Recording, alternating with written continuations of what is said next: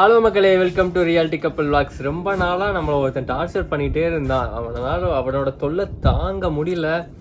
என்னென்னமோ பண்ணிட்டான், நிறைய லாஸு. அதனால் அவனால் சொல்ல முடியாத அளவுக்கு லாஸு. எனக்கு பிடிச்ச ஒரு சில விஷயங்களும் என்னை விட்டு போயிடுச்சு. அதுக்கப்புறம் அதை யூஸ் பண்ணவே முடியல. இது மாதிரி நிறைய பிரச்சனைகள் இருந்துச்சு. அதுக்காக அவனை எப்படியாவது பிடிச்சி மடக்கிடணும் அப்படின்ட்டு ஒரு டார்கெட்டோடு சுற்றிட்டு இருந்தேன் ஒரு 1 மந்த்தாக. இன்னைக்கு அவனை பிடிச்சிடலாம் அப்படின்ட்டு ஒன்று பண்ணேன். பட் அவனுக்கு பதிலாக வேற ஒருத்த மாட்டிக்கிட்டான். ஸோ அதை பற்றி தான் இந்த விளாக்ல பார்க்க போகிறோம். வாங்க வீடியோக்குள்ளே போகலாம்.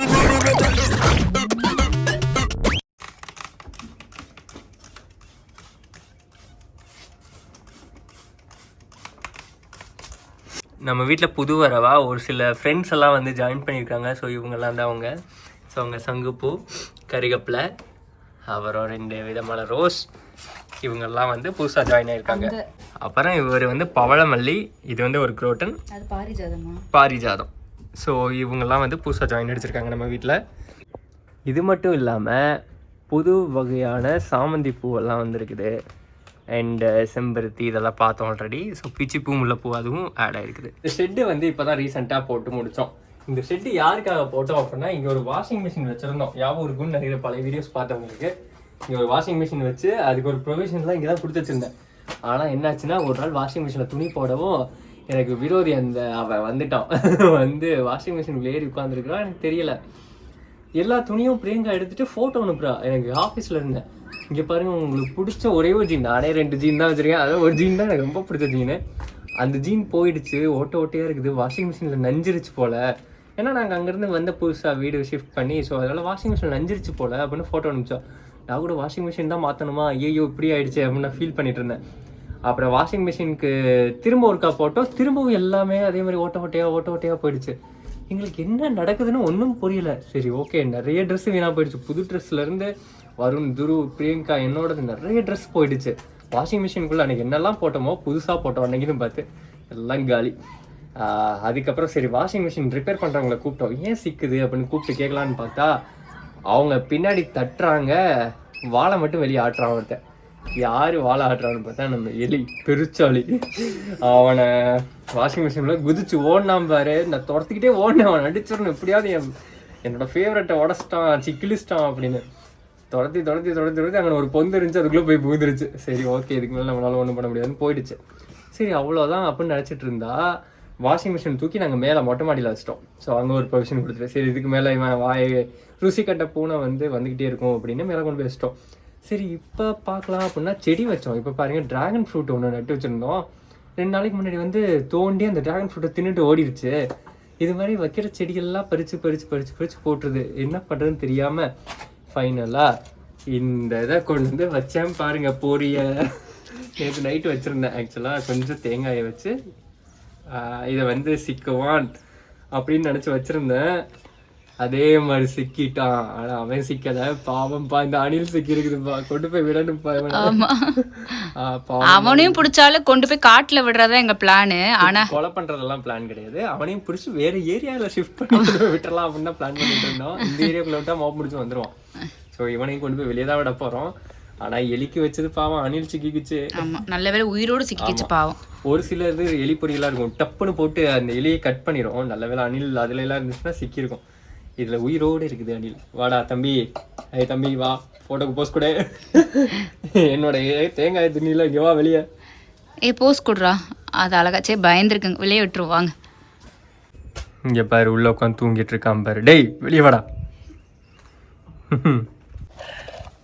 தலிக்கடா, உன் மேலே தாவி வரும். அடி போடா. நம்ம இன்னைக்கு எங்க போயிட்டுருக்கோம்னா, எனக்கு ஸ்கூல் ஓபன் ஆக போகிறதுனால அம்மாக்கு பைக் தான் பார்க்க போயிட்டுருக்கு. யார் சொன்ன அம்மா பைக் ஓட்டுவானே? சரி, ஓட்டுனாலும் இல்லையே, வாங்குவோம். ஓகேவா? சைக்கிள் தான் வாங்க போறோம். பைக்னா அம்மாக்கு லைசன்ஸ்லாம் வாங்கணும். அதெல்லாம் சைக்கிள் மாதிரி மாடல் தான் வாங்க போறோம். அதுக்கு லைசன்ஸ்லாம் தேவையில்லை. அது அம்மா போய் டெஸ்ட் ட்ரைவ்லாம் பண்ண போறோம். அதுக்கப்புறம் நர்சரி போகிறோம், பிளான்ட் எல்லாம் வாங்குறோம். அதுக்கப்புறம் வீட்டுக்கு போகிறோம். அருணுக்கு ஜூன் 12 தான் ஸ்கூலு. ஸோ நெக்ஸ்ட் வீக் அவனுக்கு. அதனால இப்போ வீடு கொஞ்சம் டிஸ்டன்ஸில் இருக்கிறனால நம்மளே நம்ம பசங்களை கொண்டு போய் விட்டால் கொஞ்சம் நல்லா இருக்கும்ல. அதனால ஒரு என்னது ஒரு சைக்கிள் மாதிரியும் ஒரு பைக் மாதிரியும் அந்த மாதிரி இதில் நாங்கள் ஒரு பைக் பார்க்க போகிறோம். விஐபி படத்தில் வர மாதிரி. ஆமாம், அந்த மாதிரி அப்படியே காத்துலயே மிதக்கணும் பைக், அந்த மாதிரி தான் போகும். அப்படியே காத்துலயே தள்ளி விட்டுரும். வருண் இந்த பக்கம் வா.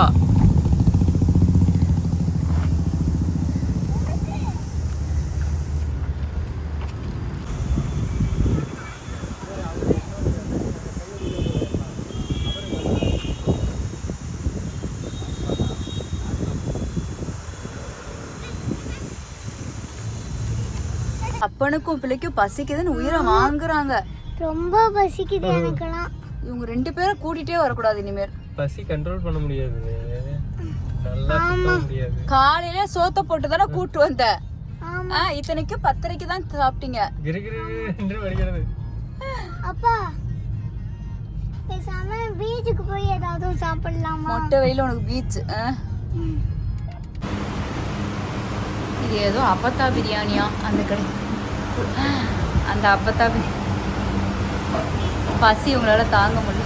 ஆமா, என்னாலும் இப்ப உள்ள ரெடியா. இது ஏதோ அப்பத்தா பிரியாணியா ஈக்காட்டு தாங்கல இருக்கு. இங்கதான் உட்காந்து சாப்பிட்டோம். லைஃப்லயே சாப்பிட்டதுல ஒன் ஆஃப் த ஒஸ்ட் கடை இதுதான். ஐயோயோ எவ்வளோ ஈ கருமோ. அதுவும் வந்து இந்த 65 பாத்தீங்கன்னா மீன் பொரிச்ச எண்ணெயான்னு தெரியல, அவ்வளோ நாறுது. கேட்டா மீனே இல்லைன்றாங்க அவங்க கடையில. ஐயோ இது யாருமே இந்த ஈக்காடு தாங்கல் பக்கம் வந்து இந்த பிரியாணி சைடு வந்துடாதீங்க. 410 ரூபா பில்லு தான் வேஸ்ட் எங்களுக்கு. A2Bல கூட அழகா சாப்பிட்டு போயிருக்கலாம். A2Bல கூட இதே சாப்பிட்டு வந்திருக்கலாம். ஐயோ ஐயோ கருமம். A2B இருக்குது, அங்கேயே கூட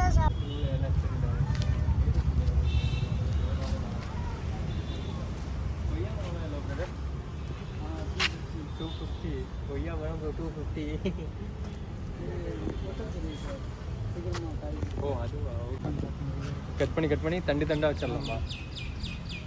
வளர்ந்துருமா? வேற ஏதாவது தரீங்களா?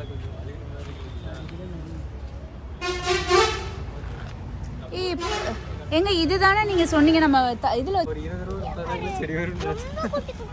உங்க அப்பா தான் வைக்கணும்ப்பா. ரொம்ப நாள் முன்னாடி வந்து கேட்டேன். 20 ரூபா 30 ரூபாய்க்கு செடி இருந்துச்சு. இங்கே பாருங்க. பிரியங்கா பைக் ட்ரையல் பார்த்தா, பட் அந்த பைக் செட் ஆகலை. ஸோ வேறு பார்க்கலாம் அப்படின்னு வந்துட்டோம். அப்புறம் செடியெலாம் வாங்கிட்டு வீட்டுக்கு வந்துட்டோம். பாய்.